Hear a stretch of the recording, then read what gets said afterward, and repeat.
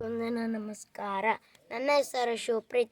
ನಾನು English ಗ್ರಾಮರ್ನ WH question ಅದರಲ್ಲಿನ ಹೂ ಎಂಬುದರ ಬಗ್ಗೆ ಹೇಳಲು ಬಯಸುತ್ತೇನೆ. ಬನ್ನಿ ಸ್ನೇಹಿತರೆ ನಿಮಗೆ ತೋರಿಸುತ್ತೇನೆ. WH ಕ್ವಶನ್ ನಲ್ಲಿನ ಹೂ ಎಂಬುದರ ಬಗ್ಗೆ ಹೇಳಲು ಬಯಸುತ್ತೇನೆ. Used for person only. ಇದನ್ನು ಮನುಷ್ಯರ ಮೇಲೆ ಪ್ರಯೋಗ ಮಾಡಲು ಬರುತ್ತದೆ. ಪ್ರಶ್ನೆಯನ್ನು ಸೂಚಿಸುವಂತೆ ಕೇಳುವ ಪ್ರಶ್ನೆಯಲ್ಲಿ ಹೂ ಎಂಬ ಪ್ರಶ್ನಾರ್ಥಕ ಪದವನ್ನು ಬಳಸುತ್ತೇವೆ. ಉದಾಹರಣೆ ತೋರಿಸೋಣ. Who is the chief minister of Karnataka.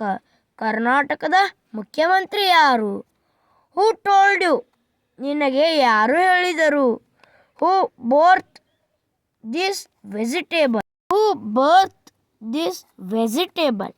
ಈ ತರಕಾರಿಯನ್ನು ಯಾರು ತಂದರು? Who broke the window. ಕಿಟಕಿಯನ್ನು ಯಾರು ಮುರಿದರು? Who is this. ನೀವು ಯಾರು? Who are you. ನೀನು ಯಾರು?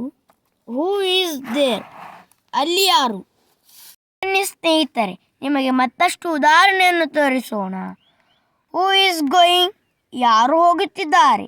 Who is coming. ಯಾರು ಬರುತ್ತಿದ್ದಾರೆ? Who is that. ಅದು ಯಾರು? Who is he. ಅವನು ಯಾರು? Who is in. ಯಾರು ಒಳಗೆ ಇದ್ದಾರೆ? Who did it. ಯಾರು ಮಾಡಿದರು? ಹೂ ವೆಂಟ್. ಯಾರು ಹೋದರು? Who are they. ಯಾರವರು?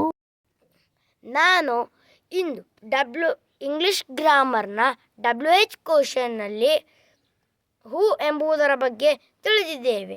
ನಾಳೆ ನಿಮಗೆ ನಮ್ಮ ವಿಡಿಯೋ ಇಷ್ಟವಾದರೆ ಲೈಕ್ ಸಬ್ಸ್ಕ್ರೈಬ್ ಮಾಡಿ. ಧನ್ಯವಾದ.